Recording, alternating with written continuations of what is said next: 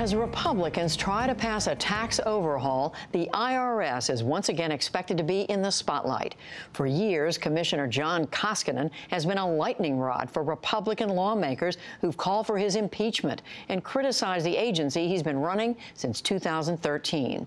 As one of the last Obama administration holdovers, he'll complete his term as the IRS commissioner this Sunday. I sat down with him yesterday, and we talked about the strains on the IRS, his thoughts about the agency, and President Trump's controversial tax returns. John Koskinen, thank you very much for talking with us. I'm delighted to be here. So how do you feel about leaving this job? It's a poignant time. I've had, actually, surprisingly enough, a wonderful time at the IRS. It's a great group of people to work with, and I'm going to miss them. Well, as you know, there are some Republicans in the Congress who've been calling for your head practically since the day you arrived. You came in the midst of this dispute over whether the IRS had been unfairly scrutinizing applications for tax-exempt status on the part of Tea Party groups, and there was a lot of discussion around that.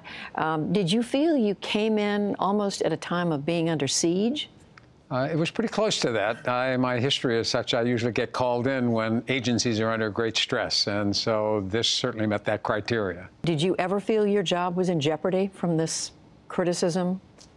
No, again, I thought there were a lot of very thoughtful, responsible congressmen in both parties who understood that I had not personally created this problem and that I was doing the best anybody could expect getting through it. So the move to impeach me, I thought, was probably not going to succeed. You'd been in several years when President Trump was elected, and he came into office. I think some people thought initially, well, he's going to make a change at the IRS, but lo and behold, he didn't. And it turns out the two of you have known each other a long time. You go back, what, 4 decades. You knew each other in business. Correct. I negotiated with him the first transaction he ever did as an individual outside of Brooklyn. What was it like to deal with him? He was young. He was 29 at the time. I wasn't much older. We spent several months negotiating the sale of the Penn Central's Commodore Hotel to him, which he turned into the Grand Hyatt, which sits on top of Grand Central.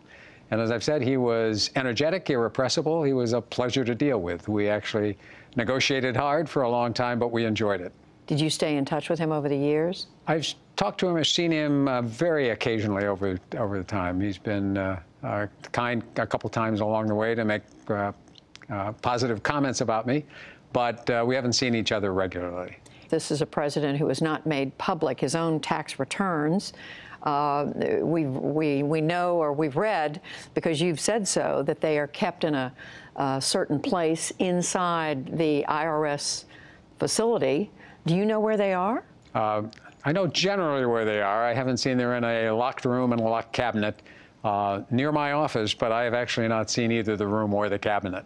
So you haven't seen the returns? No, I actually have no authority to see anybody's returns. We are very careful in the IRS. No one can look at anyone's return unless they have a specific need to know as part of an audit.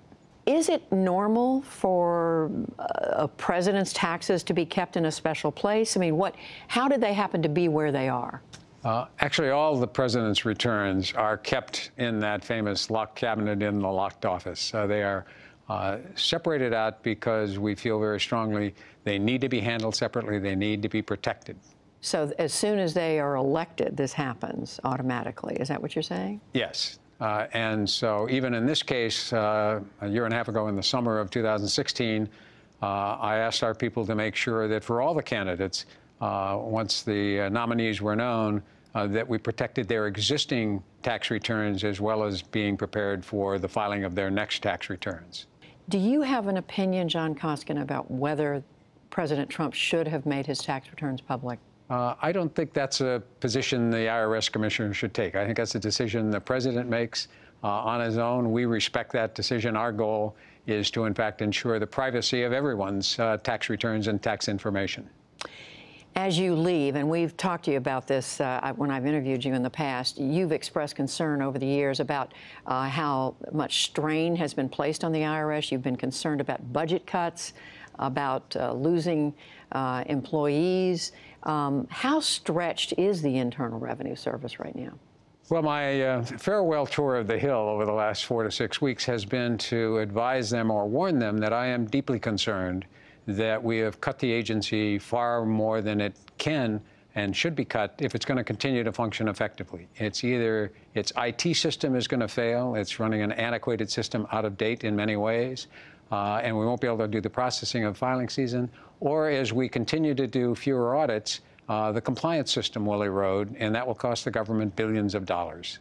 Of course, you're leaving just as the Congress is discussing the president, the Republicans' proposal to reform the tax code. Again, they're calling for a major overhaul. How do you look on that? Well, I think and have always thought that the tax code is far too complicated and far too difficult for taxpayers to navigate their way through. So we've been clear from the start that while we don't have, again, an interest in any of the policy decisions, anything that can be done to simplify the code for taxpayers, we would strongly support. So in this case, you can't do significant tax reform without providing the agency the financial resources it needs to actually implement it. But there is no doubt it would be and will be the highest priority of all of the employees. So finally, to all those Americans who curse the IRS on April the 15th or at other times of the year, what do you say to them?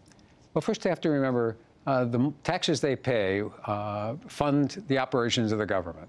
And the IRS, notwithstanding the views a lot of people have, spends a significant amount of its time trying to help taxpayers figure out how much they owe and how to pay it. I've often said, if you're having difficulty with your taxes, you don't have to hire somebody off late-night TV to help you. We're anxious to help those who want to become compliant. John Koskinen stepping down as Commissioner of the IRS. Thank you very much. Thank you, Judy.